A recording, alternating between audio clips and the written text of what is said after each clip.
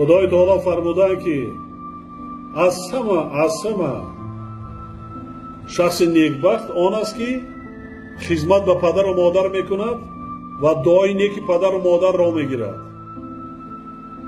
رسالتش به درجه است که مرتبهش از طاعت عبادت، از زیارت خانه خدا، از روزه و نماز از همه بالاتر است. بالا میست. روزه و نماز کنی، طاعت عبادت کنی، خانه خدا زیارت کنی، لیکن پدر و مادر خدا تا مهربانی نکنی، دعای نیک نگیری، همه این چی هیچ است. اول خدا میگه بعد پدر و مادرم که نمی. پدر حکم قبلگاهی داره. کجا میگه قبلگاه؟ یعنی پدر و مادر نمیشد، ما نبودیم، ما شما نبودیم. هیچ. برای همین هم فراموش کرده من در کار نیست.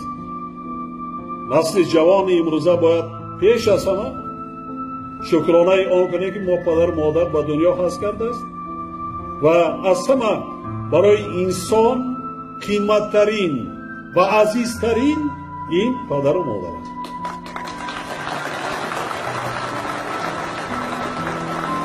طبیعت انسانی همین است که به قدرش نمیرسی. بعد یکی میگذرد از دنیا دیگر میکوبی سر گورش میره که با تو صحبت نمیکند. دیگر ظاهرش نمیبینی دیگر. افسوس میخوری که دیگر پشیمانی میکنی که دیگر سود ندارد. من فکر میکردم که اصلا پدر و مادر من از این دنیا نمیره. تا دنیا هست زمان است پدر و مادر من هم هست. لیکن بعضا لحظه مهر و نوازش پدر و مادر میگیرد که نیست، میروی جاش خالی. آن نوازش و آن سخنهای نیک و آن سخنهای بی نهایت نسبت و فرزند میگوید این پدر و مادر یگان کس نمیگوید.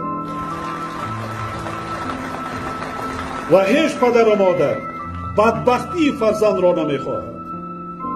در ما بسیار عنعنه‌های رسم و آیین‌های نیک داریم.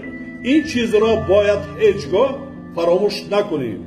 یکی از عنعنه‌های مردمی ما عزت و احترام کلانسال، پدر و مادر، یار و برادران، دولتداری هم همین.